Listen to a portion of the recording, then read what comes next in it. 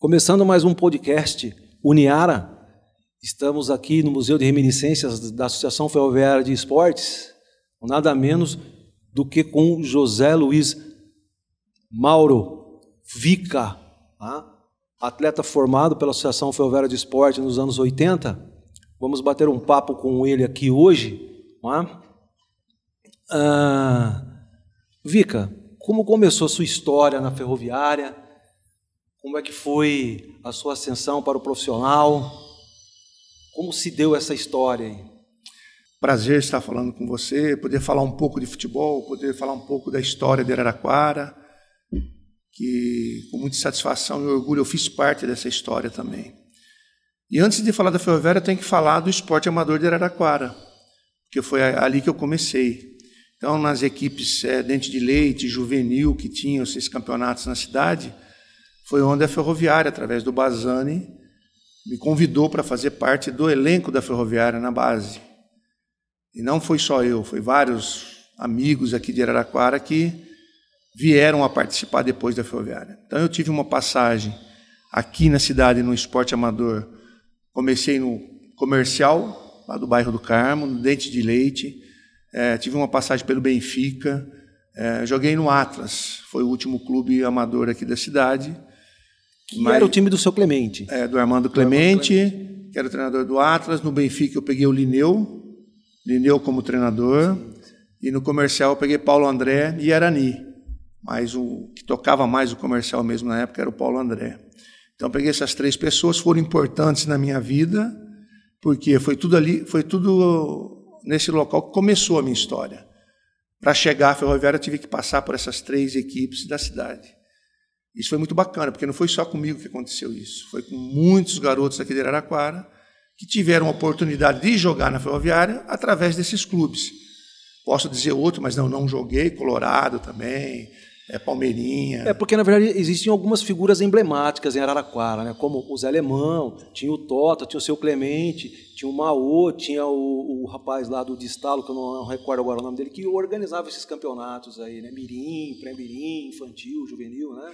Essas pessoas, né, deveriam ter um prêmio, ter uma estátua na cidade, porque eles revelaram muitos atletas, né, para o futebol profissional. Então, se a gente for começar a pegar aqui e lembrar de tantos que Araraquara lançou, começou tudo na mão dessas pessoas. E essas pessoas eram pessoas que amavam o futebol, entendeu? Muitos já faleceram, alguns estão aqui ainda com a gente, mas são pessoas que foram importantes na vida de muita gente, né? E do esporte da cidade também. E depois de passar por esse, na mão desse pessoal, que foi onde a gente chegou na ferroviária.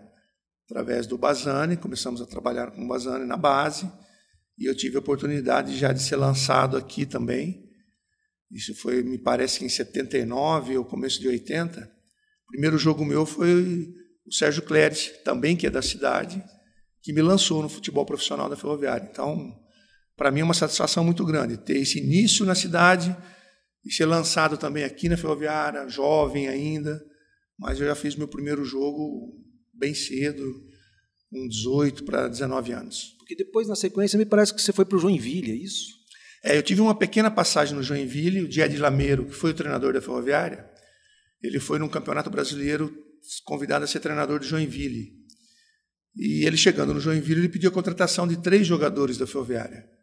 Foi eu como zagueiro, Zé Roberto como meio-campo e o Fantato como centroavante. Então, foram nós 3 emprestados para o Joinville. Ficamos lá 3 ou 4 meses, depois voltamos para a ferroviária.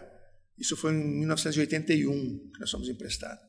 No próprio ano mesmo, a gente voltou para a ferroviária e eu dei sequência aqui na ferroviária até o final de 83. Que teve aquela campanha da Taça de Ouro. Isso. Né, que vocês brilharam, né, que você fez um campeonato brilhante também. Né? Eu acho que foi nesse campeonato de 83, na Taça de Ouro, foi onde a ferroviária lançou vários jogadores e dentro desses jogadores, lógico, o cenário nacional ficou de olho. Não só eu, mas como outros jogadores também foram convidados a jogar em outros grandes clubes do futebol brasileiro. E eu tive a oportunidade e a felicidade, pós esse campeonato, de ser contratado pelo Fluminense. Foi aí que começou a minha história no Rio. Entendi. E depois que vocês fizeram essa campanha na Taça de Ouro, você foi negociado com o Fluminense, né? E como é que foi assim você sair da Ferroviária, um time, né, pequeno do interior paulista, de repente você chega no Rio de Janeiro com um time que tinha Paulo Vitor, não é? Tinha Aldo, tinha Duílio, que já era um jogador já que tinha uma certa idade, tinha o Branco começando a carreira, Assis, Washington, Tato, Romerito. Como é que foi você se inserir naquele contexto, né, de Fluminense, time grande? Foi isso para você? Foi até engraçado, né? Eu fui pego de surpresa, na realidade.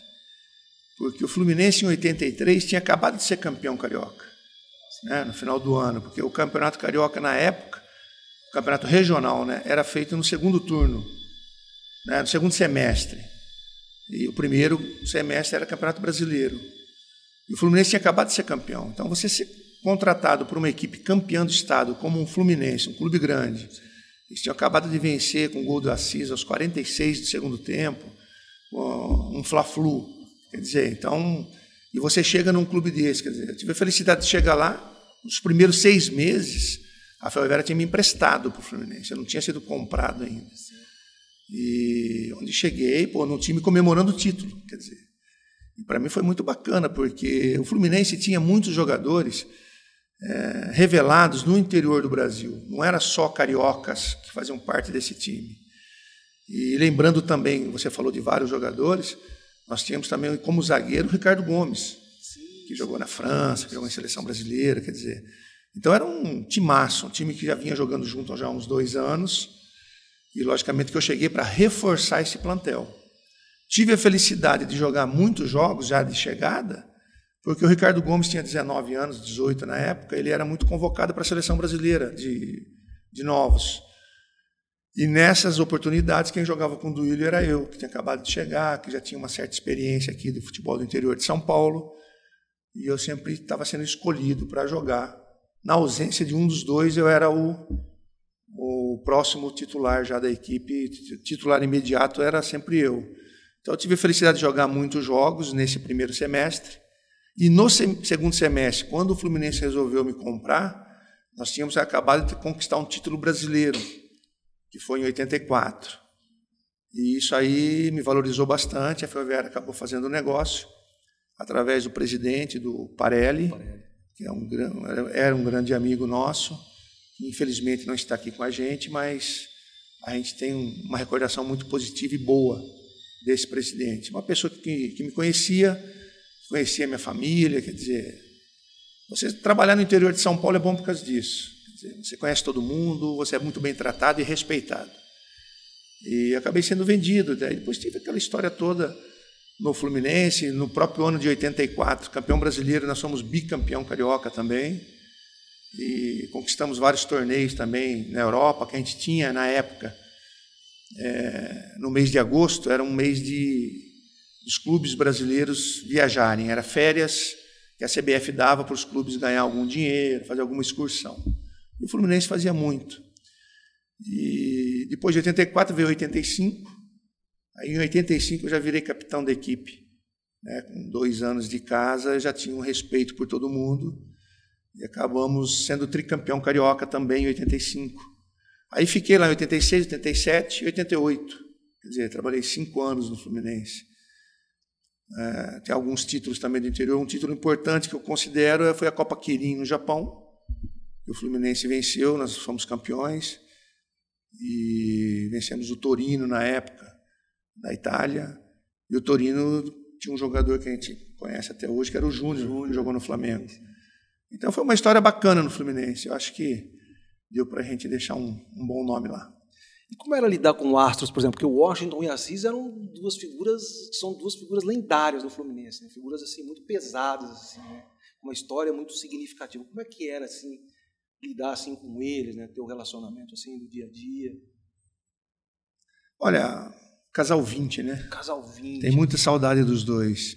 O Washington foi praticamente meu parceiro de concentração, de quarto, em 5 anos. Quer dizer, então eu tive uma amizade com ele como irmãos mesmo. E o nosso plantel era muita amizade entre a gente. Nós ficamos praticamente 5 anos juntos. Quer dizer, na época não se vendia muito jogador, não saía muito jogador para a Europa. Eu cheguei praticamente no Fluminense, eu cheguei um pouco antes do Romerito. O Romerito veio do Paraguai. Sim. Quer dizer, então quando ele chegou, a gente já abraçou o cara. Fez o gol da final. Foi, contra o Vasco, no Campeonato Brasileiro. Então ali era muito fácil, porque o Washington era baiano. O Assis paulista, né? Então ficava fácil de você chegar. E o pessoal recebia muito bem a gente. Não foi só eu que cheguei contratado, foi o Romerito, foi o René Weber, que chegou a falecer também nessa pandemia. Quer dizer, vários outros jogadores que chegaram de fora eram muito bem recebidos pelos jogadores do Fluminense. Então era muito fácil, quer dizer, o Delay mesmo, que era um cérebro do time, um meio-campo. Pô, em 85, ele que me nomeou capitão da equipe. O Duílio foi para Portugal, que era o capitão. O Delay, pela sua experiência, era para ser o capitão da equipe. Ele não quis, ele falou, não, o capitão da equipe vai ser o Vica, porque o Vica já tem um bom relacionamento com todos aqui do plantel, todo mundo gosta, Quer dizer, praticamente ele que me nomeou capitão da equipe. E eu tive a felicidade de ficar lá por mais 3 anos sendo capitão dessa equipe. Então, para mim, foi muito fácil de lidar com todos esses jogadores, porque era muita simplicidade na época. E amizade, eu acho que isso aí foi importante na nossa equipe. Então, e você, naquele Fluminense de 84, foi treinado, nada mais, nada menos, por Carlos Alberto Parreira. Isso. Como é que era ser jogador do Carlos Alberto Parreira? Olha, primeiramente que é muito fácil, que era uma pessoa que lidava todo mundo com o maior respeito, com o maior carinho. Ele é um treinador sério, mas, ao mesmo tempo, em determinados momentos, muito brincalhão, né? E a inteligência dele é que superava tudo, que era acima de tudo. Ele, para montar um time, para treinar um time taticamente, para estudar o adversário, eu, na minha carreira, não encontrei um melhor. Para mim foi o melhor, sempre cito exemplos de treinadores que eu tive, o Parreira como um destaque, porque ele sabia conduzir bem a equipe, comandava bem, e ao mesmo tempo a parte tática dele era muito forte, era muito boa, treinamentos muito efetivos, muito posicionado, e eu aprendi muito com ele, sabe, como jogador, e para minha vida como treinador pós-carreira de jogador, eu levei muita coisa dele, assim, tentei lembrar muitas coisas que ele fazia, porque na época o que ele fazia já era coisa moderna, era muita coisa que usa-se hoje em dia, e o Parreira já fazia isso na década de 80. Fora Parreira, eu tive a felicidade de trabalhar com o Carlos Alberto Torres. Nós fomos bicampeão carioca, o treinador era o Carlos Alberto Torres. Então, um ex-jogador, um tricampeão do mundo, quer dizer, que está na história do futebol brasileiro. E também já tinha uma história muito gigante no Fluminense, né? Uma história gigantesca nos clubes do Rio de Janeiro. É um cara muito respeitado e que eu tive a felicidade de trabalhar e conviver com ele. Pô, trabalhar com o Carlos Alberto Torres, puxa, era o que todo mundo queria na época, né? Estar perto desses grandes jogadores, ex-grandes jogadores, ídolos, né? Ídolos do futebol. Então, eu tive essa felicidade no Rio de Janeiro, através do Fluminense, de conhecer todos esses jogadores. Quer dizer, para mim, fora o futebol, fora as conquistas, foram essas amizades que a gente fez, né? com esses grandes nomes do futebol brasileiro, do esporte brasileiro. Então, isso para mim foi gratificante e não há dinheiro que pague isso. Você conviver nesse meio, né, de ex-atletas ou de atletas famosos, né, no futebol brasileiro. Pessoas que fizeram muito pelo futebol brasileiro. Então, isso aí foi muito gratificante. Entendi. E depois que você sai do Fluminense, você vai para o futebol paranaense, é isso? Isso. E você tem uma história no Paraná, no Atlético. Você jogou, sei que você jogou mais tempo no Coxa. Como é que foi sua passagem pelo Paraná? Em final de 88, eu saí do Fluminense. Eu fui negociado, estava acabando o meu contrato. Tive a oportunidade de, antes disso, ir para Portugal, mas não deu certo as transações. Mas eu acabei indo para o Curitiba, numa troca com um goleiro. Na época, se eu não me engano, era o Pereira. Jogava no Curitiba, nós fomos trocados. E cheguei no Curitiba. No Curitiba eu fiquei praticamente 2 anos e meio. Eu tive a felicidade de fazer parte de um grande elenco, de um grande time. E o Curitiba estava querendo se reestruturar dentro do futebol brasileiro. Eu tive a felicidade também no Curitiba de trabalhar, lógico que era no começo de carreira, mas eu tive a felicidade de trabalhar com Emerson Leão, treinador, Luiz Felipe Scolari, teve uma passagem pequena, mas teve, Tive a felicidade de trabalhar com o Edu Coimbra, irmão do Zico, onde com o Edu nós fizemos um time muito forte. E o Edu conduziu isso muito bem, nós fomos campeões paranaenses em 89. E após esse título, fizemos uma campanha brilhante num campeonato brasileiro, onde acabamos sendo eliminados pelo Tapetão, perdemos no Tapetão lá, um problema que houve lá de uma viagem que a gente não fez, não foi jogar num jogo, e acabamos sendo eliminados, mas nosso time era muito forte para dar sequência no brasileiro. E o que eu gosto de falar muito do Curitiba, e o prazer de falar do Curitiba, foi um time que eu mais joguei ali no Paraná, foi que o nosso elenco, o nosso time de 89, através do comando do Edu, foi considerado na história do Curitiba até hoje o melhor time. Chicão centroavante, com Carlos Alberto Dias, com Serginho, com Tostão, com Oswaldo, que jogou na Ponte. O Aladim já tinha parado. O Aladim tinha parado, foi depois. Joguei com o Kazu também, o japonês Kazu.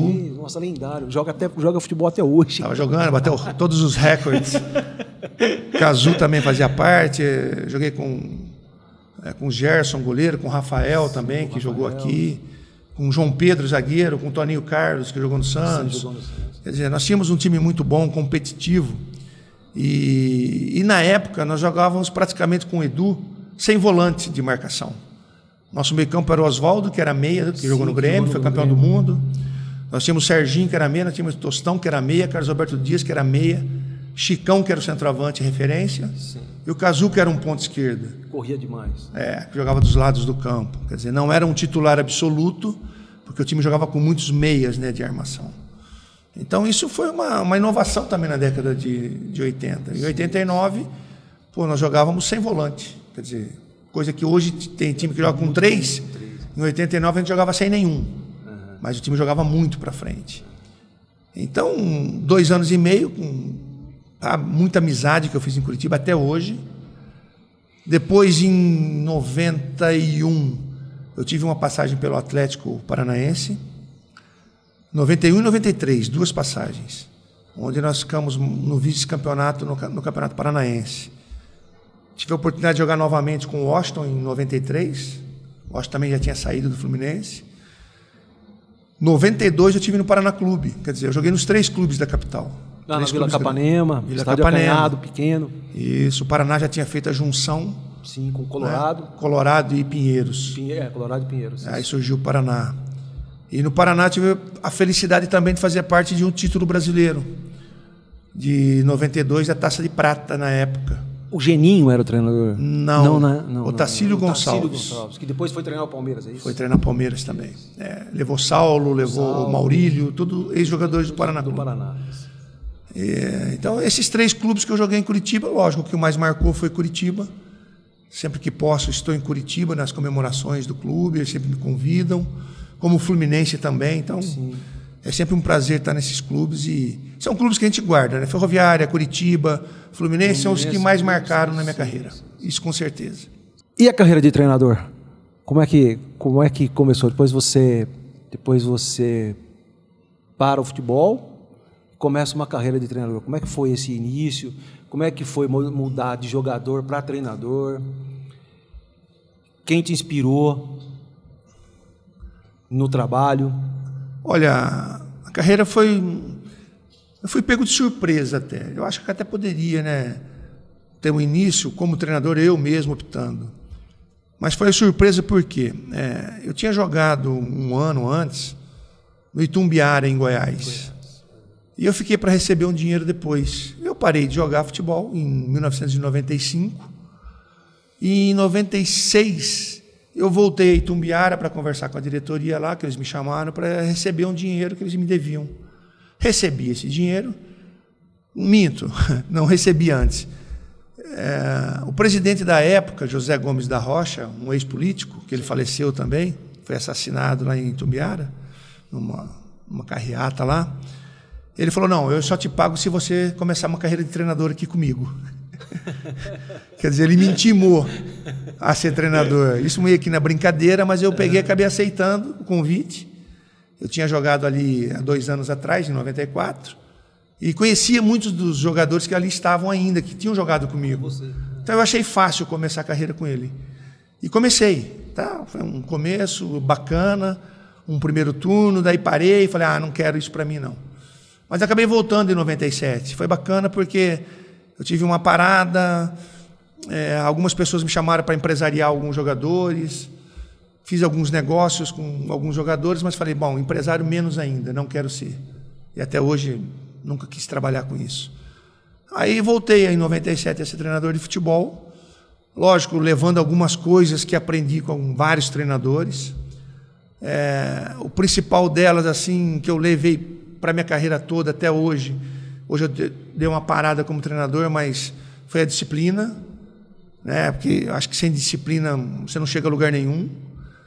E sempre procurei me espelhar em cobrança de treinadores em cima de percentual de gordura de atleta, jogadores jogar condicionado fisicamente. Quer dizer, isso aí tudo quem que fazia na época? Emerson Leão. Inclusive eu sofri um pouco na pele com o Leão, mas do lado positivo. Na época a gente não enxerga muito, mas depois a gente vê, pô, o cara estava certo. O cara já pensava longe, quer dizer, o cara queria meu bem. Sim. Quer dizer, na época você pensa, o cara está me perseguindo, o cara está pegando no meu pé. Não.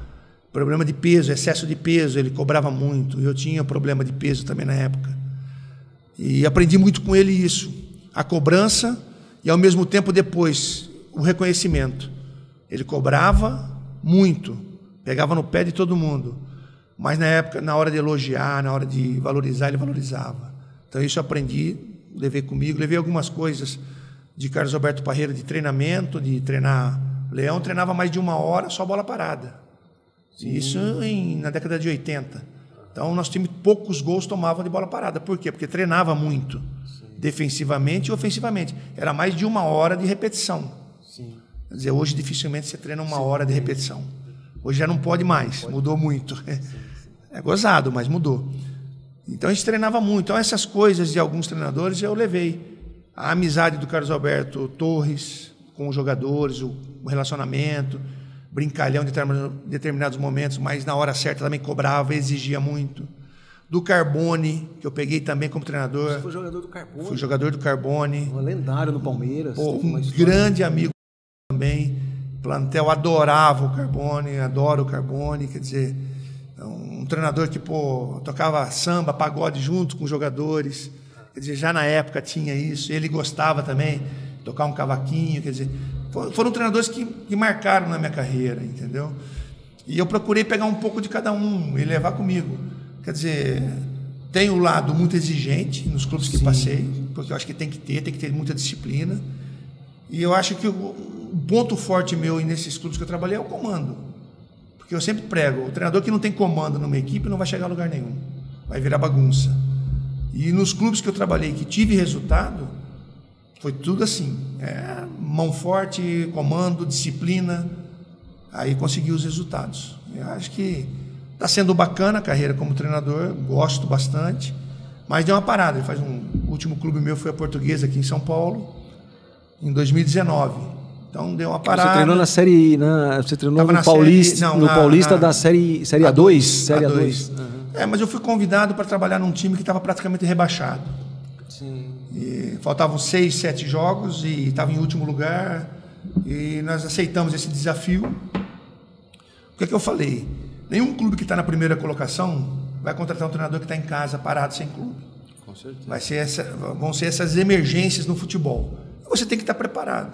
E eu aceitei esse convite por ser a Portuguesa, um clube tradicional aqui do futebol brasileiro. Tem uma base muito boa, né? Que revelou muitos. Tem uma estrutura excelente de CT, de centro de treinamento. Tem o Canindé, que é um estádio aconchegante pra caramba.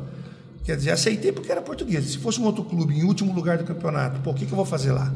Mas não, a Portuguesa merece esse desafio. Aceitei o desafio junto com o meu auxiliar técnico, que é um uruguaio também, que foi jogador de futebol, o Rubem Furtenbach. Esse rapaz jogou no 15 de Piracicaba. Jogou, fez uma história muito bonita no 15, jogou no São Paulo. Jogou no São Paulo, né? Jogou no Comercial de Ribeirão, jogou em muitos clubes aqui do interior. Você também jogou no Comercial, né? Joguei, tive uma passagem em 91. Fui convidado a jogar no Comercial, numa divisão intermediária na época. Mas fiquei 4 meses. Então, esse trabalho foi o último na Portuguesa. E nós conseguimos livrar do rebaixamento a Portuguesa. Fizemos um trabalho também no 15 de Piracicaba, conseguimos tirar do rebaixamento. Trabalhei pouco tempo, mas trabalhei na Série C, no Botafogo de Ribeirão. Quer dizer, alguns clubes aqui de São Paulo. Tive uma boa passagem no América de Rio Preto, no Rio Preto mesmo. E você tem uma história inusitada no Londrina. Londrina foi uma passagem rápida também. Tive. Foi um clube ali do Paraná que eu trabalhei. Como é que foi o convite para trabalhar no Londrina? Rapaz, no Londrina foi gozado. Teve uma reportagem do Milton Neves. Sei. O pessoal do Milton Neves foi fazer uma reportagem comigo lá na minha chácara. E após essa reportagem, o Milton Neves divulgou. Logo depois da reportagem, eu fui convidado a trabalhar no Londrina. No Londrina estava como gerente de futebol o Sid Clay, Peter Silva. Que jogou no São Paulo. Não, o Sid Clay jogou na Ferroviária. Era goleiro, não era? Não, zagueiro. Zagueiro, né? Zagueiro. Eles estavam lá, o Peter Silva era o presidente. E após essa reportagem, o Londrina já me contratou. E o Milton fala até hoje, né, que foi ele que me empregou, ele foi meu empresário. E foi mesmo, porque a matéria repercutiu no cenário nacional. Né? E o Londrina, tem o Vica lá, hein? Quer dizer... E você já tinha história no futebol paranaense. Você já tinha jogado, foi jogador, né? E tal. E tinha algumas pessoas lá que me conheciam, daí eu fui contratado a trabalhar no Londrina, mas foi através dessa reportagem com o Milton. E lógico que essa propaganda, né, que o Milton fez, aquela matéria toda, é que abriu o olho, né, alertou, né, alguns clubes do futebol brasileiro. Então sempre agradeço ele, agradeci na época também. Sim. Porque o Milton tem sempre aquela página que valoriza muito, né, ex-jogador, essas coisas todas, né? Sim. E inclusive eu achei uma matéria sua no site dele, para eu falar com você, então isso é bacana. A gente vem. E não só comigo, mas eu acho que ele com muita gente. Eu acho que ele já ajudou e ajuda muito ex-jogador. Então eu acho isso muito bacana. O futebol brasileiro precisa disso, precisa desse reconhecimento, dessa lembrança, dessa história. E o Milton, dentro dos programas dele, ele procura não deixar acabar. Isso é bacana. Eu torço para que isso não acabe nunca. E que você que tem já essa abertura também, e que não deixa acabar a história do esporte de Araraquara. Eu acho que isso aí precisa também das pessoas a resgatar tudo isso. Não só futebol, né? Sim. Vôlei, atletismo foi muito forte em Araraquara. Teve vôlei, teve futsal, teve basquete. Tem ainda, né? Então eu acho isso bacana, eu acho legal. E tem que ter isso, tem que contar a história de Araraquara dentro do esporte para todo mundo. Porque quem não conhece, né? Quem não conheceu, quem não viveu essas épocas, que foram épocas maravilhosas de Araraquara. Então, no esporte, a gente tem isso e a gente guarda com muito carinho essas lembranças. Londrina foi um caso desse e que eu fiquei muito satisfeito. E me diga uma coisa, qual foi o caso assim, de maior sucesso seu como treinador? Olha, eu trabalhei em vários clubes que eu tive sucesso. Eu acho que o maior desafio meu foi no Asa de Arapiraca. Você treinou 2 vezes lá, né? Trabalhei 2 vezes. A primeira vez eu trabalhei 4 anos e meio. Na época, acho que era o treinador que ficava mais tempo num clube de futebol disputando uma divisão do futebol brasileiro. Então, demitia-se muito treinador. E eu, lógico, guardado as proporções, no Asa eu fiquei 4 anos e meio. E no Asa eu fui um pouco de tudo. Eu fui treinador, eu fui um auxiliar do presidente do clube. Quer dizer, eu tinha uma carta branca para trabalhar e para tomar conta do clube. Você era um gestor, na verdade. Um gestor. E dentro do campo, os resultados começaram a aparecer através das nossas ideias. Levamos algumas ideias daqui, do sul do país. Disciplina, organização. Nós começamos a ajudar o clube nesse sentido também.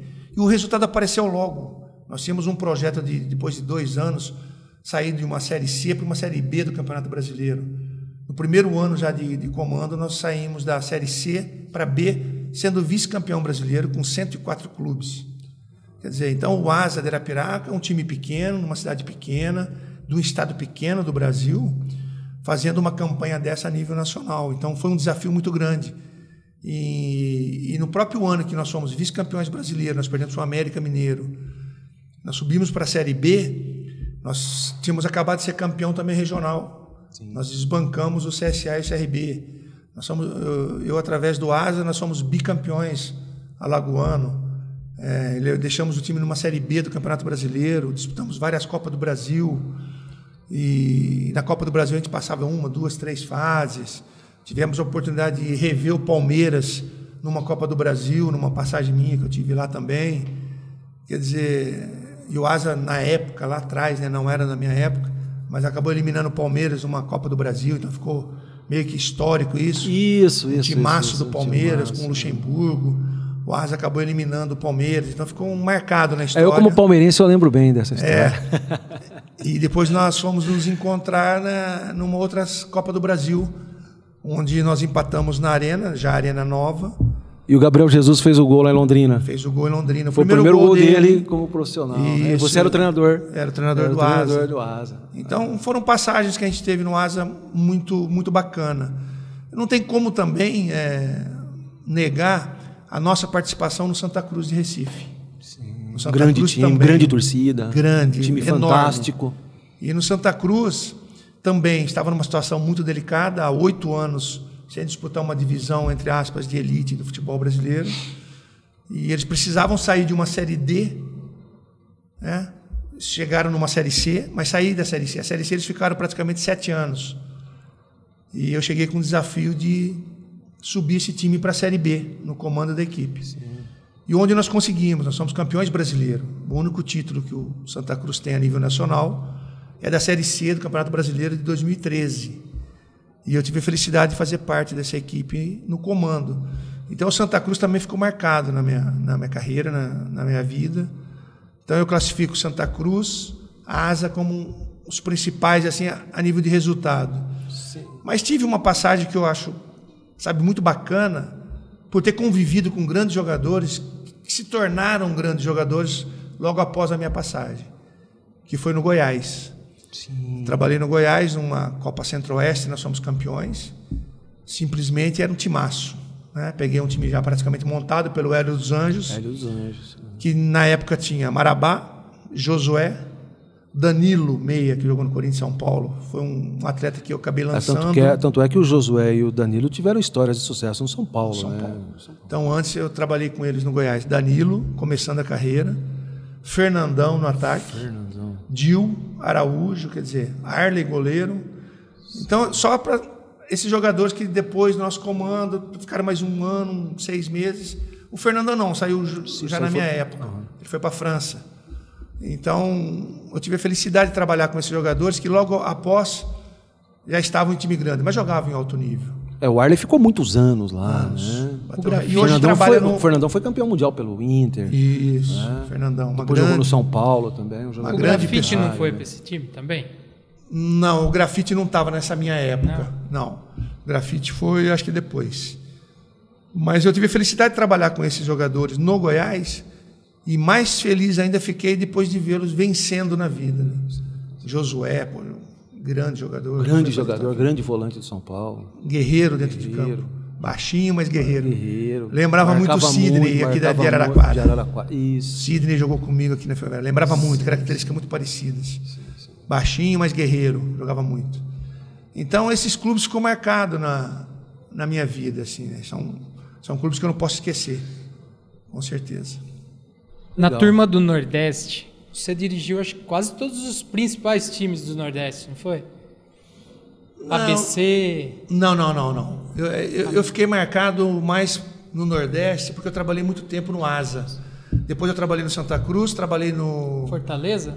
Trabalhei no Fortaleza, uma campanha muito boa. Inclusive, esqueci de falar do Fortaleza, mas foi onde não coroou com acesso. Nós levamos uma campanha invicta numa série C do Campeonato Brasileiro de 92. E no último jogo mata-mata, nós perdemos em casa pelo Oeste de Itápolis, que subiu para a Série B. Sim. Aquele jogo que ficou marcado também, lógico, numa parte negativa da nossa vida, que foi uma decepção, porque o time, na época, até hoje, na história do futebol do Fortaleza, o maior tempo de invencibilidade foi no nosso comando. Então, até hoje ninguém bateu. A nível nacional, campeonato nacional, nós ficamos mais tempo invictos na história do clube. Então, isso aí foi bacana também, tendo em vista que a gente perdeu um jogo, foi o último, que era o jogo do acesso. É o que valia. É o que valia, né? É o peso que a gente carrega um pouco.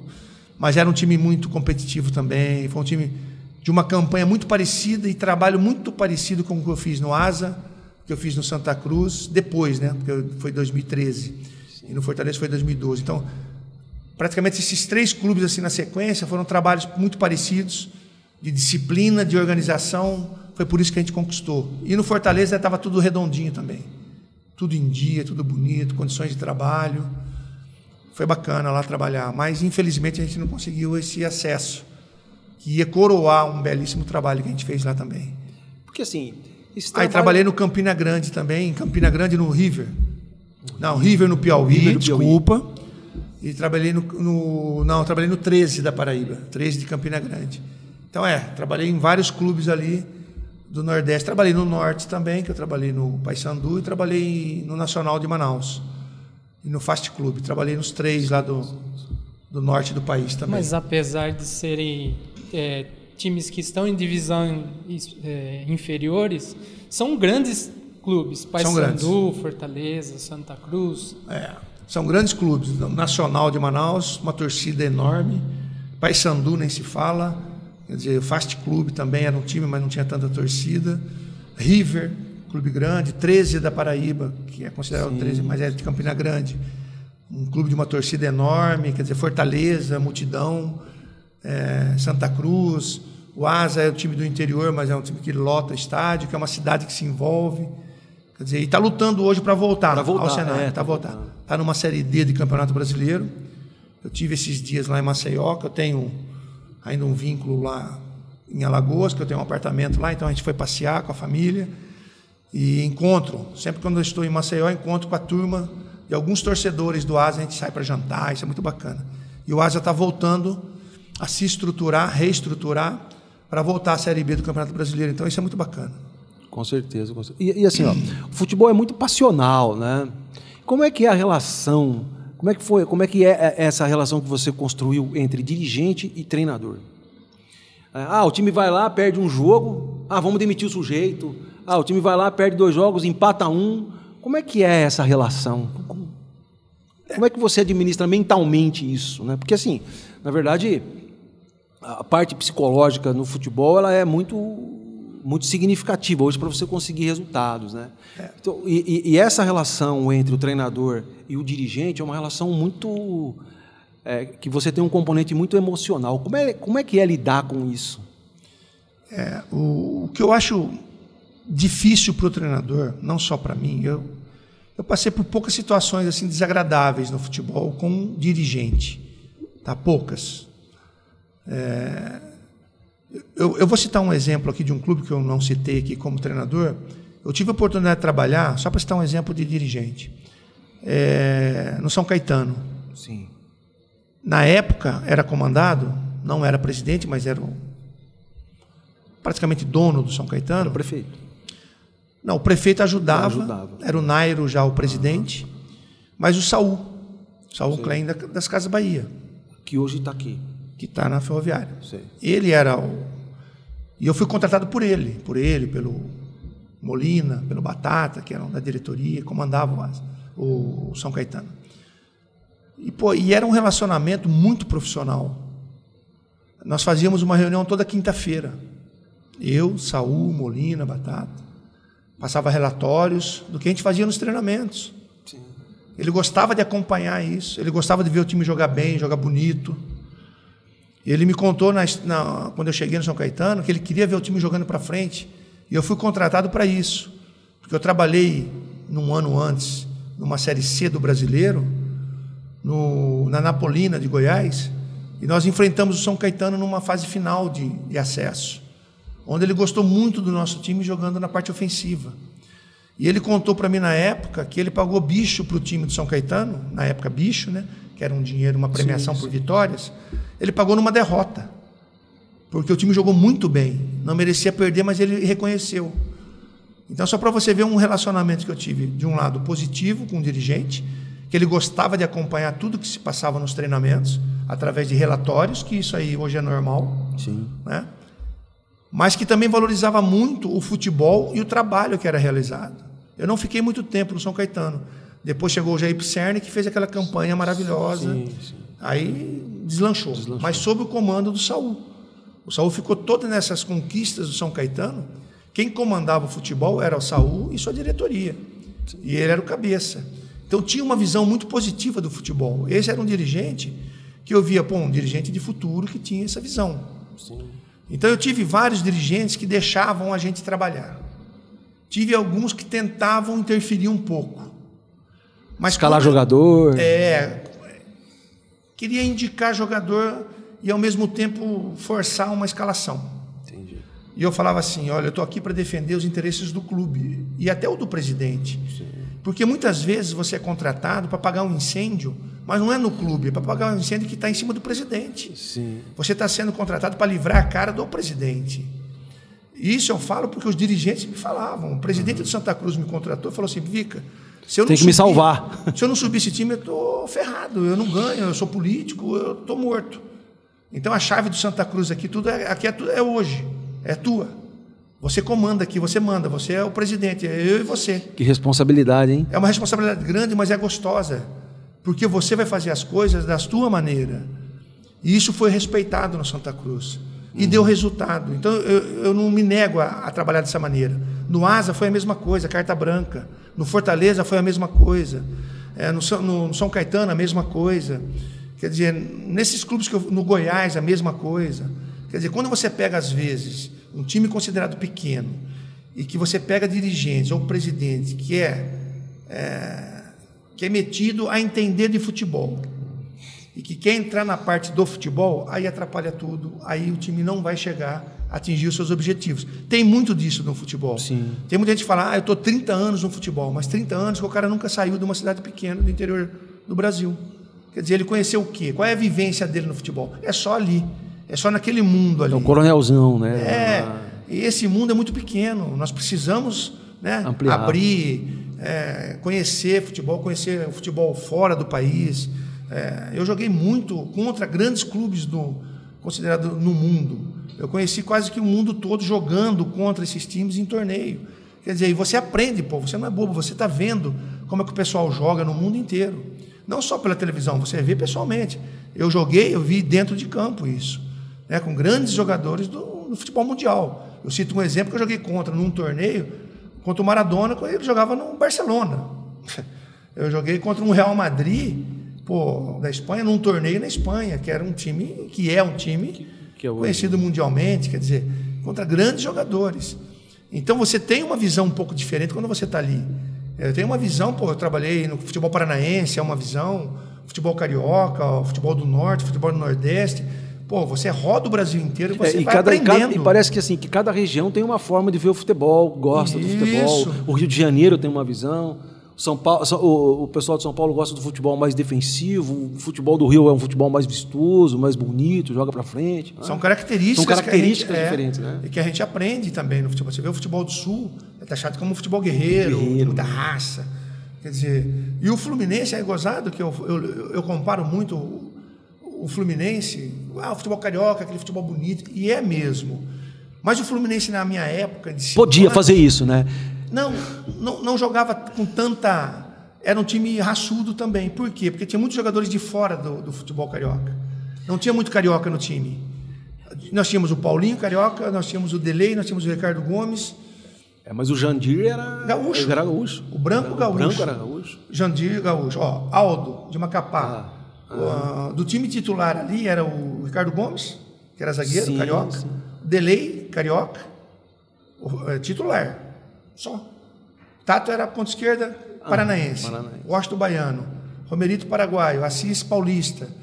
Jandir, Leomir paranaense. Jandir o Leomir gaúcho. Também, esqueci dele. Que hoje é auxiliar do Abelão. Do Abelão. Uhum. Aldo de Macapá. Do Ilho de Curitiba. Branco gaúcho. Paulo Vitor de Belém. Uhum. Eu aqui de São Paulo. Quer dizer, fora os outros. Então, formou. Os estilos eram diferentes e que juntou. Tinha um time que em determinados momentos jogava com muita classe, mas um time que era marcado pela voluntariedade, com a disciplina tática dentro de campo. Por isso que a gente conquistou muito nessa época. Então, e vou dizer alguma coisa, não é só uma crítica para o dirigente, não. Eu aprendi muito também com muitos dirigentes. Sim. Muito. Sim. Tem presidentes que têm uma visão muito bacana. Eu falo essa visão do Saul porque eu tive a oportunidade de trabalhar com pouco tempo, mas eu vi ele fazendo isso no São Caetano. E vi depois, acompanhei o São Caetano, torci para o São Caetano muito. Porque eu vi aquela história bacana de quem comanda o time fazer com que o time jogava com alegria, com responsabilidade. Isso foi feito. Então, o presidente mesmo lá do Santa Cruz, o presidente do ASA, que é meu amigo até hoje, são pessoas que marcaram na minha carreira, mas que tem muitos que atrapalham em vez de ajudar. Isso a gente vê. Muitos que acham que sabe tudo de futebol. Não é assim. Ninguém sabe tudo. Eu estou vivendo e aprendendo. Eu aprendo com garotos de 4, 5 anos de idade na minha escolinha lá no meu centro esportivo. Com certeza. Eu aprendo com eles. Porque hoje você tem a escolinha, né, que leva o nome do Fluminense, enfim. Né? Eu tenho uma participação. Queria que você falasse um pouco também sobre esse projeto que você tem aí na cidade, de desenvolver as crianças, enfim. Eu tenho, né? Eu tenho um centro esportivo, né, onde eu acabei arrendando há uns 4 anos, com 5 campos de futebol, society. E na época eu fiz uma parceria com o Fluminense, uma franquia, e trouxe, né, o nome dos guerreirinhos do Fluminense de Xerém para cá. Sim. E essa parceria é duradoura, está até hoje. O pessoal usa o uniforme do Fluminense, tudo bacana. E o Vic Sport. O Vic Sport é o centro esportivo. E a escolinha Guerreirinhos do Fluminense. Começa com 4 anos de idade e vai até 15. Sim. Então tem várias categorias, é muito bacana. E eu tenho 2 professores hoje lá comigo. Hoje eu estou pouco no campo, mas eu estou sempre ali conversando e tal. Já dei aula para esses garotos, já brinquei com garotos de 4 anos de idade, de 5. Isso é muito bacana, porque você está conversando com eles, eles sabem de futebol. Eles sabem da história dos clubes de futebol, eles falam o nome dos jogadores, dos clubes. Isso é muito bacana. E garotos de 4 anos, os pais que convivem com a gente, as mães, os avós. Tem muitos avós ali que lembram do meu tempo, que vão ali para a gente trocar uma figurinha, bater um papo, falar sobre o futebol do passado. Então isso é muito bacana e está sendo muito gratificante. Estou com a minha família ali, eu e minha esposa, tenho mais uns funcionários. E é muito legal isso aí. E fora isso, tem a locação de campo para o pessoal, né, de mais idade bater sua pelada. E é ali também que eu reencontro muitos amigos da minha época aqui de Araraquara. Porque eu fiquei muito tempo fora. Sim, eu só vinha para Araraquara de final de ano. E quando eu parei de jogar pensando que ia ficar em Araraquara, eu virei treinador. Roda mais ainda. Então, hoje, eu mato a saudade de muitos ex-companheiros meus ali. Eles vão jogar pelada lá, depois param, tomam uma cervejinha, comem um negócio, eu fico com eles batendo papo. E sempre falando de futebol. O pessoal fica ali assistindo muitos jogos e tal. Então, isso é muito bacana, está sendo muito legal ali. E o negócio está indo bem. Tá legal. Quais são os seus projetos, assim, futuro? Quais são as suas ideias? Você vai voltar a treinar? Olha, vai voltar à vida de treinador? Vai pôr o pé na estrada de novo? Teve alguns convites, não teve? Não, eu tive. Na verdade, eu tive alguns convites, sim. Pós-trabalho na Portuguesa, eu tive alguns convites. Eu trabalhei a primeira vez na Portuguesa, poderia ter voltado, mas daí não deu certo uma negociação. Mas gostaria de ter voltado na época, tá? Hoje, graças a Deus, a Portuguesa tem um acesso, está na divisão de elite de futebol paulista, com o Sérgio Soares no comando, um belíssimo comando, conseguiram acesso. Sérgio Soares, grande profissional, e levou a Portuguesa à Série A1 do futebol paulista, quer dizer, voltando às origens. A Portuguesa no seu devido lugar. Isso. E daqui a pouco na Série D vai sair, vai chegar também no Campeonato Nacional, vai subir, porque tem estrutura para isso. É um clube muito simpático, é um clube de torcida muito boa. Eles gostam de incentivar, eles vão, acompanham. Quer dizer, eu torço pela Portuguesa também, pelo sucesso deles. Tive alguns convites. Depois da Portuguesa não voltei a trabalhar, mas tive alguns convites no Norte, no Nordeste.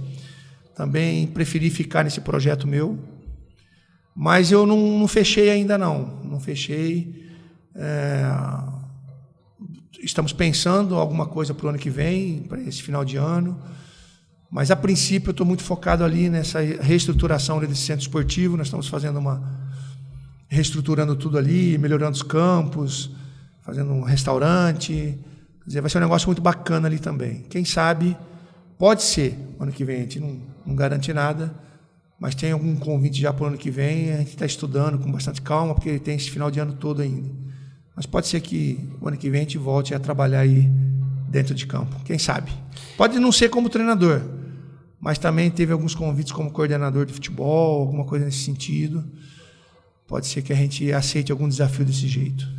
E me diga uma coisa, hoje o futebol evoluiu muito, né? Você sabe que há um tempo atrás eu estava assistindo uma entrevista desse treinador que saiu agora do Avaí, do Lisca, e ele falou que o futebol caminha para ser o futebol total. O futebol do campo se assemelha muito com o futsal, onde todo mundo faz várias funções.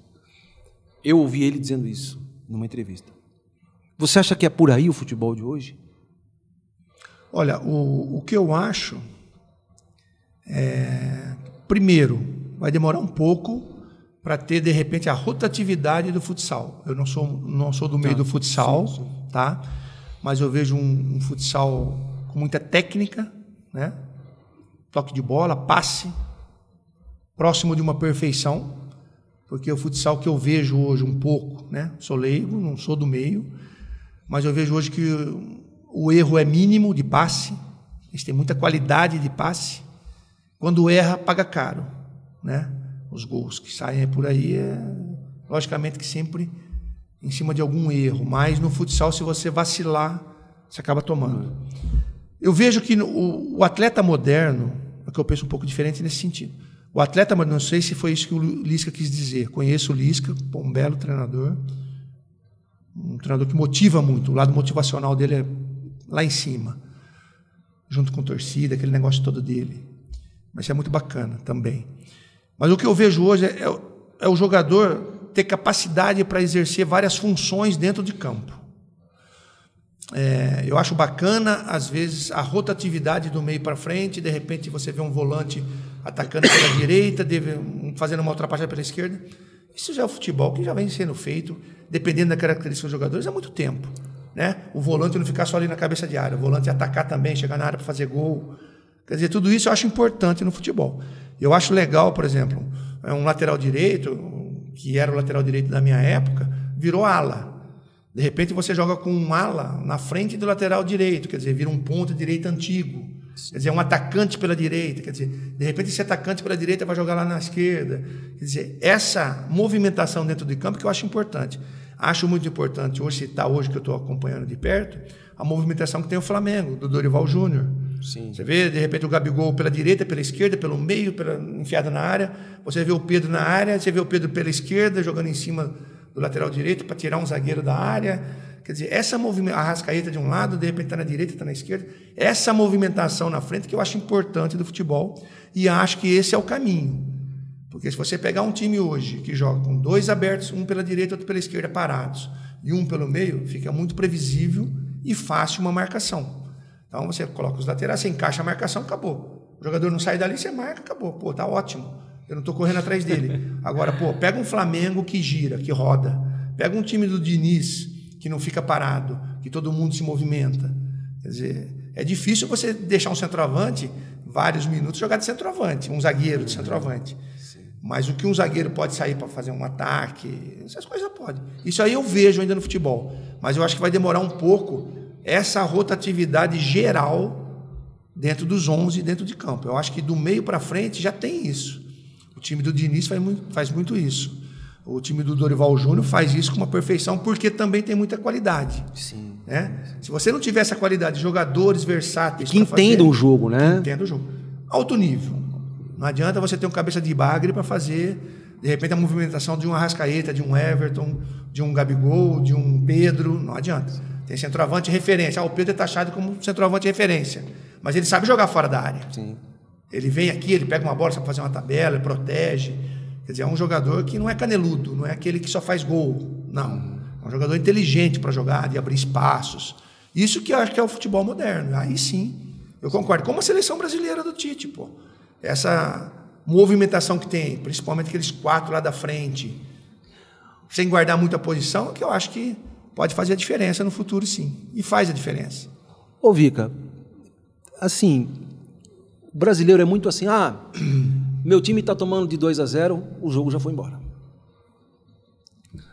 a parte mental do jogador brasileiro não precisa, não é necessário melhorar essa parte, porque o cara diz o seguinte, o jogo já está 2-0, pô, não, mas vamos lá, vamos buscar o resultado, vamos virar o jogo, não, mentalizar, não, nós estamos perdendo o jogo de 2-0, mas vamos tocar aqui, vamos tocar ali, vamos sair lá. Você não acha que o brasileiro, assim, não vou dizer o termo fraco, assim, de forma geral, né, mas a mentalidade dele de jogo não é uma mentalidade muito forte, porque eu acompanho muito futebol europeu. O time está perdendo de 2-0, mas o time não quer saber. Vai para cima, joga a bola, toca, vai para frente, faz o 2-1, vamos lá, vamos buscar o empate. O brasileiro fala assim, já era. Você não acha que essa parte psicológica do atleta precisa ser melhor trabalhado no Brasil para conquistar melhores resultados? Muito. Eu volto a dizer, o lado psicológico é importante, mas não adianta você trabalhar uma psicologia em cima de um jogador de futebol despreparado. Entendi. Eu acho que muito disso é cultural. Se você for fazer um levantamento, hoje ou no passado, o grau de escolaridade de jogador de futebol, de um alto nível, é muito baixo. Não sei como é que é a Europa, não vi estudos ainda de escolaridade, de nível, mas já demonstra que a cultura, esse pessoal de ter muita calma dentro do campo, de entender mais o jogo. Tem jogador que é um bom jogador. Ele é um bom, faz uma diferença e tal. Mas a parte tática ele já não entende muito. Já é difícil você colocar na cabeça de um atleta, às vezes, para ele fazer determinada função dentro do campo. Imagina você ainda transferir essa deficiência dele ainda para o lado psicológico, para ele aprender a dominar, ter um controle emocional até, para quando estiver perdendo, ele ter cabeça suficiente para, não, vamos manter o que foi combinado, o que foi treinado, e fazer até o final do jogo, que a gente vai chegar ao gol de empate, que nós vamos chegar a uma vitória, vamos fazer uma virada. Muito difícil. Porque, primeiro, o lado tático, muitos atletas, considerados até de time grande, não entendem o lado tático. O lado de movimentação, o lado de posicionamento, ele não sabe. Ele quer pegar a bola, correr em direção do gol. Ele quer peladeiro, aquele que é da pelada. Isso tem muito no futebol brasileiro. E eu já ouvi, outro dia, um treinador do Palmeiras falando de um determinado jogador, que eu não vou citar o nome, falando, não, mas se ele fosse de um nível intelectual maior, ele estava jogando na Europa. Deu uma polêmica isso. Ele não falou isso? Sim. Ele estava jogando na Europa. Sim. Porque não entende tanto o jogo. Vai passar a entender o jogo? Vai, com o tempo. Eu falo que muito disso, que o futebol é uma escola. Só que também precisa ter tempo no futebol, ele aprendendo um pouco a parte tática, convivendo com as pessoas de um nível acima. Aí sim ele vai melhorar, e ele vai melhorar o seu lado quando ele sentar com um trabalho de psicologia dentro de um clube de futebol, que tem, muitos clubes têm isso, esse trabalho é feito. Ele vai entender melhor. Tem muita gente que faz, entra por aqui, sai por aqui, não entendeu nada, mas fez uma terapia, fez lá, e vai para o campo. Aí ele começa a melhorar um pouco evoluir a parte tática. Ele começa a entender um pouco, então ele começa a raciocinar mais. Tem muitos jogadores de futebol que não tem tempo, eles não querem raciocinar muito no jogo. Eles querem simplesmente jogar. Muita gente usa aquela frase assim, que eu acho errada de um lado. Vamos jogar futebol, vamos nos divertir jogando futebol. Não, futebol não é diversão. Diversão é ir para um parque infantil, para você brincar, e se divertir nas férias, isso é diversão. Futebol é muito sério. Futebol é competição. Futebol é competição. Então você tem que ganhar os melhores. E de repente o melhor é nisso, é na concentração, é nos minutos finais. Por que muitos clubes do futebol brasileiro, quando está perdendo 1-0, começa a ir zagueiro, começa a ir goleiro para a área, tudo. Muitos desses estão despreparados, nunca fizeram isso em treinamento. Mas goleiro, no âmbito do jogo, ali no calor. Aí a torcida vê o goleiro indo para a área, tem goleiro que vai e faz gol da vitória. Sim, tudo. Mas isso é um... Acontece. Vai acontecer sempre? O goleiro treina para ir na área cabecear, fazer gol? O zagueiro treina para ficar jogando de centroavante? Com o Diniz eu até acho que treina. Porque o Diniz gosta disso, entendeu? Eu acho bacana. Acho bacana isso. Nos treinamentos dele ele usa. De repente, todos esses para fazer várias funções, para entender o jogo. Sim. Eu acho que você colocar um zagueiro para jogar de centroavante, você entende o que é jogar de centroavante. Eu já entendo como que é jogar de centroavante, de tanto que eu marquei centroavante. Eu sei o que o centroavante tem que fazer. Por isso que eu sou treinador. Por isso que eu oriento um centroavante a fazer uma movimentação. Não que eu joguei de centroavante, mas porque eu marquei muito centroavante. Então eu sei mais ou menos a movimentação para dificultar a vida de um zagueiro. Sim. Você pegar um centroavante que movimenta muito, é horrível para zagueiro. O zagueiro nenhum quer. Ficar correndo atrás dos... Não, complicado. Se você pegar um centroavante que fica parado ali, é mais fácil. Com certeza. Corre menos. Então, eu concordo com você. Eu acho que no futebol, e já está melhorando muito no futebol brasileiro, na base, os clubes estão se empenhando muito no estudo dos garotos. Sim. Não é só jogar futebol, tem que estudar também. Você vê que muitos jogadores que foram para fora do país não tinham um estudo aqui, mas o cara fala hoje 5 idiomas. Sim, aprendeu a falar o inglês, o português, bem o português, o espanhol. O inglês, o italiano. Tem gente que fala italiano, tem gente que fala até japonês. Quer dizer, isso sem ter muito estudo. Mas a pessoa já aprendeu alguma coisa. Porque foi para a Europa. Sim. Agora, hoje não. Hoje aqui já um garoto, 10, 12 anos, já começou, está estudando o inglês, está fazendo o inglês. É uma língua universal, Tá certo. Os clubes estão se preparando para isso também. E pode ter certeza, melhorando o estudo, o aprendizado desses garotos na escola, dentro de campo eles vão render mais, porque eles vão entender melhor o jogo. Entendi. Eles vão discutir, no bom sentido, com o treinador, o que fazer dentro de campo. Isso é bacana, quando você tem um grupo de um nível intelectual um pouco elevado e técnico, você discute, conversa com o jogador uma tática de jogo, uma solução para o jogo, e que o jogador pode te dar a solução. Não só o treinador chegar e falar, não, tem que fazer isso. Não, o jogador pode virar e falar, mas e se eu fizer isso? Pô, legal, faz. Agora não, quando você fala, vai, sim senhor, não senhor, aí meu filho, você não está interagindo com o atleta e de repente você poderia ter um melhor rendimento dele dentro de campo, nessa troca de ideia, mas muitos não têm essa capacidade de dialogar e de conversar com os treinadores num nível tático e nível para ter solução de jogo. Sim. Porque às vezes o treinador chama um aqui, experiente, eu fazia muito isso, passava algum recado de orientação de posicionamento do time. Mas você tem que saber quem você chama. Sim. O capitão do time não é só para botar a braçadeira, tem que ser um cara diferenciado dentro de campo. Tem que ser um líder, um cara que entende, que tem a visão de jogo. Porque ele dentro de campo ele pode orientar o time. Ele pode chegar para você e falar, Vic, eu estou sentindo que se a gente jogar por ali, e eu estou vendo que ele fala, legal, muda, faz. Isso é bacana, mas você precisa ter jogadores preparados para isso. Que tenha a consciência. Consciência intelectual para isso. Mas precisa ter um começo. É o estudo, é a base de tudo para você ter os jogadores dentro de campo de um nível intelectual legal, para você crescer até dentro do futebol e os clubes melhorarem. E a gente vê isso na prática. Sim. Você citou a Europa. Lógico, tem times bons, tem jogadores bons, também tem jogadores de um nível inferior. Mas você vê lá, E hoje no futebol brasileiro, nós estamos vendo alguns grandes clubes que trabalham nesse limite. Você vê os gols saindo nos acréscimos, sempre. Tem muitos times buscando empate, o Corinthians mesmo, contra o Flamengo. Fazendo aquele jogo brilhante no segundo tempo, batendo em cima, o Flamengo tendo chance, perdendo o gol. Mas daqui a pouco o Corinthians achou um gol, mas organizado. Jogando ofensivamente, organizado. O Corinthians procurou, porque o nível também intelectual do Corinthians pode não ser 100%, mas é um nível bom. Tem jogadores ali que desequilibram. Você viu que o Corinthians segurou alguns jogadores experientes para o momento da decisão do pênalti. Tinha muitos jogadores cansados ali. Pode ver a lista de cobrança do Corinthians antes, só jogador experiente, depois que foi o Vital, que é jovem, mas de um potencial muito grande. Teve a infelicidade de perder, mas você viu a lista do Corinthians, todo jogador experiente. Fagner, experiência, mandou na trave, vai crucificar o cara? Não, o cara falou, não, eu vou dar um chutão porque eu não vou errar um pênalti colocando, ele arriscou. Aí foi infeliz.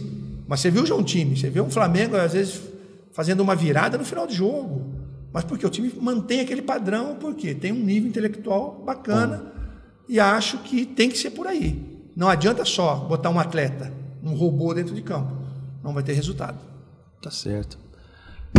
Conversamos aqui com o José Luiz Mauro, o Vica. Vica, foi um prazer enorme ter recebido você aqui, cara. Sabe o prazer que eu tenho de falar com você?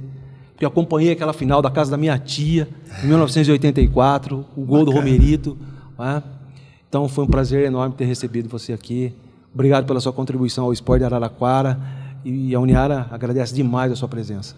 Isso é bacana. Muito obrigado. Eu fico muito feliz, cara, de falar com pessoas de Araraquara envolvidas no esporte, querendo buscar a história do esporte. Pô, eu fico emocionado de ver o trabalho que se faz aqui no Museu do Pascoal, que tem da Ferroviária também. Eu tenho um grupo hoje do Master da Ferroviária, que são jogadores, ex-jogadores, que fizeram uma história aqui na Ferroviária. Tem a turma do Veteranos da Ferroviária também. Quer dizer, que fui treinador de muitos desses que jogaram aqui na Ferroviária. Quer dizer, então isso é muito bacana. E para a gente que viveu e vive do esporte, do futebol principalmente, pô, é muito legal você ser convidado para fazer parte e contar alguma coisa da história do futebol, da nossa vida no futebol e na vida de outras pessoas também. Então eu fico muito feliz e contente de ver pessoas que buscam ainda relembrar e não deixar morrer a história de Araraquara no esporte. Pô, você vê a história aqui, ó, Filhos do Pascoal, que nós estamos aqui. Pô, isso é bacana, cara. Uma coisa que o Pascoal fez, que está todo mundo ainda batalhando para manter isso aqui vivo, é muito difícil. A gente sabe que não é fácil. Não é fácil. Mas isso é que é bacana. E sempre que a gente for convidado, cara, para participar, para fazer alguma coisa, campanha, em prol do esporte de Araraquara, pode ser do passado, do futuro, sei lá, a gente está sempre à disposição. Então, muito obrigado a vocês. Eu é que agradeço. Muito obrigado, grande abraço. Valeu, cara. Prazerzão.